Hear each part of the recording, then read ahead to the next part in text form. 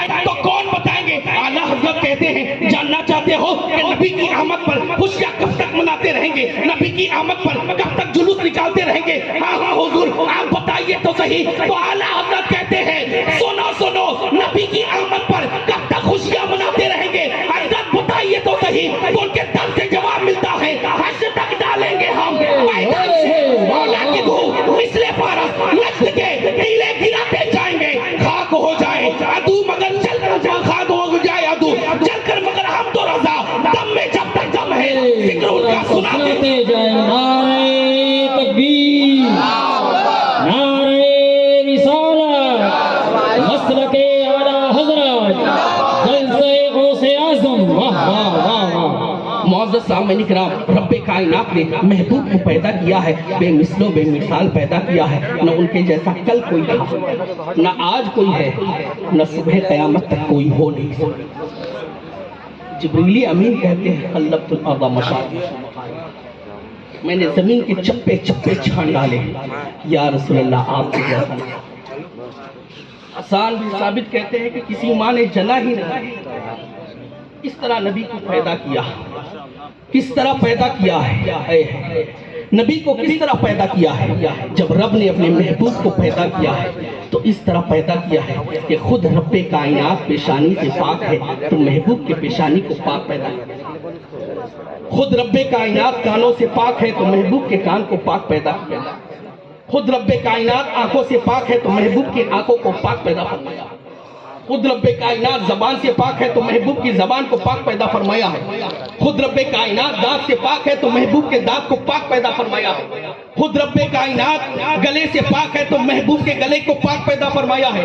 خود رب کائنات ہاتھوں سے پاک ہے تو محبوب کے ہاتھ کو پاک پیدا فرمایا ہے۔ خود رب کائنات سینے سے پاک ہے تو محبوب کے سینے کو پاک پیدا فرمایا ہے۔ خود رب کائنات قدموں سے پاک ہے تو محبوب کے قدم کو پاک پیدا فرمایا ہے۔ خود رب کائنات سمیع ہے، سننے والا ہے تو محبوب کو سمیع بنا کر کے بھیجا ہے۔ خود رب کائنات بصیر ہے تو محبوب کو بھی بصیر بنا کر کے بھیجا ہے۔ خود رب کائنات ایک ہے تو محبوب کو بھی ایک بنا کر کے بھیجا ہے۔ خود رب کائنات لا الہ الا اللہ ہے تو اپنے محبوب کو محمد رسول اللہ بنا کر کے بھیجا ہے۔ اس لیے تو شیخ سعدی کہتے ہیں بلغ العلا بکمالہ کشف الدجا بجمالہ حسنت جمیع خصالہ صلوا علیہ وآلہ۔ نعرہ تکبیر، نعرہ رسالت، دعائے اہل سنت، جشن غوث اعظم، جشن غوث اعظم، مفتی محمود صاحب قبلہ،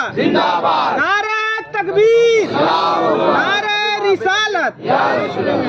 واہ کیا حسن ہے اے سید ابرار تمہارا، اللہ بھی ہے طالب دیدار تمہارا، کیوں دید کے مشتاق نہ ہو حضرت یوسف، اللہ کا دیدار ہے دیدار تمہارا۔ من رآنی معزز سامعین کرام، رب نے محبوب کو پیدا کس طرح، جب اعلیٰ حضرت نے دیکھا کہ محبوب کو کس طرح پیدا کیا، یہ زمین اتنی بڑی ہے مگر محبوب کی طرح نہیں، یہ آسمان اتنا بڑا ہے مگر محبوب کی طرح نہیں ہے، یہ چاند اتنا روشن ہے مگر محبوب کی طرح نہیں ہے، یہ سورج اتنا منور ہے مگر محبوب کی طرح نہیں ہے۔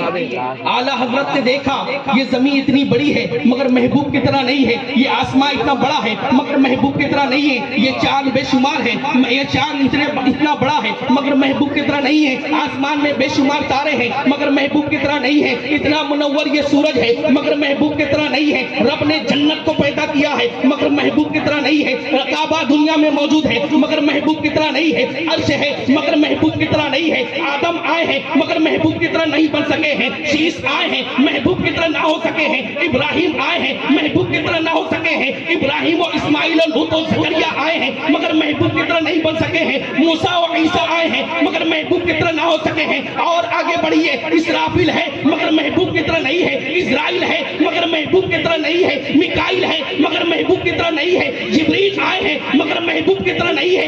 اور آگے بڑھیے، جنت ہے مگر محبوب کی طرح نہیں ہے، ساتوں آسمان ہے مگر محبوب کی طرح نہیں ہے، لوح ہے مگر محبوب کی طرح نہیں ہے، قلم ہے مگر محبوب کی طرح نہیں ہے، کرسی ہے مگر محبوب کی طرح نہیں ہے، عرش اعظم ہے مگر محبوب کی طرح نہیں ہے۔ اعلیٰ حضرت نے دیکھا یہ کائنات اتنا بڑا ہے محبوب کی طرح نہیں ہے، یہ سورج اتنا منور ہے محبوب کی طرح نہیں ہے۔ اعلیٰ حضرت جھومنے لگے،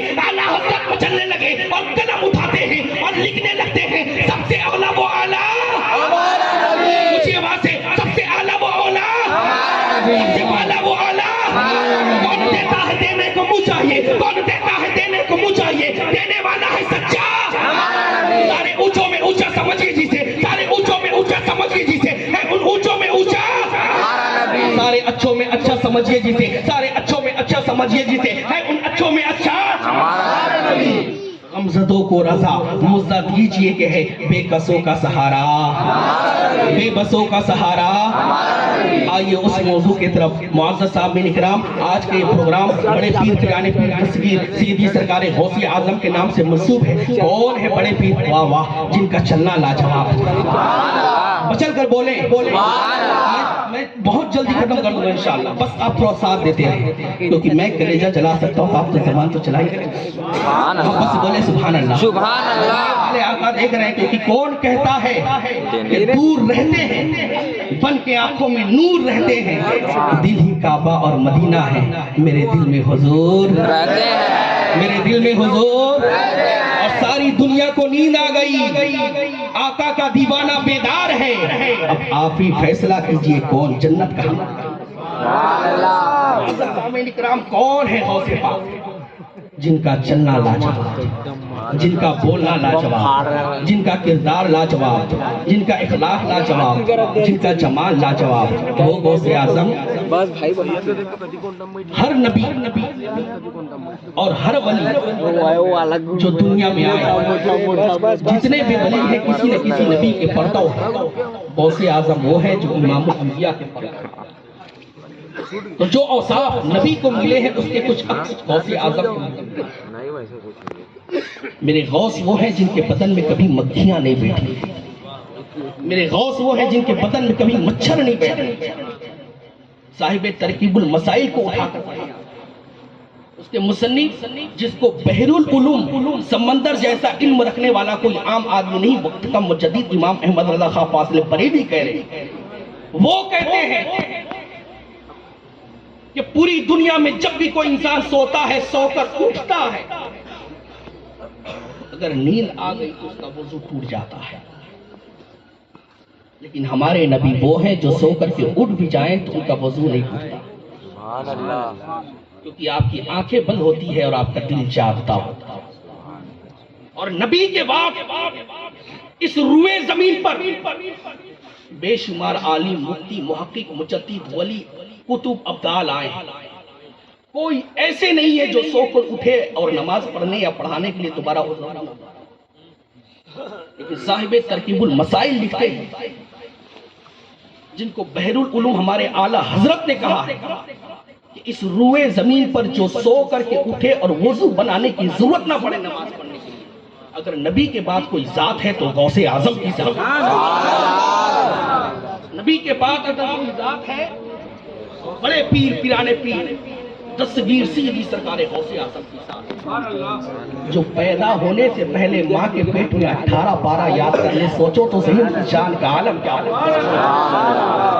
جو پیدا ہونے سے پہلے 4 سال کی عمر ہے، ماں کہتی ہے اے بیٹے عبد القادر جیلانی، ایک بات بتانا چاہتا ہوں، ایک عجیب و غریب واقعہ ہے، تو دھیان سے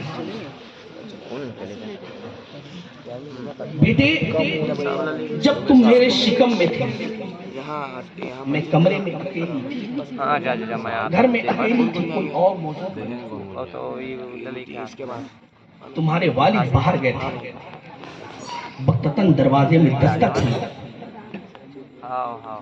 جب دروازہ کھلی تو باہر ایک سائی نظر آیا،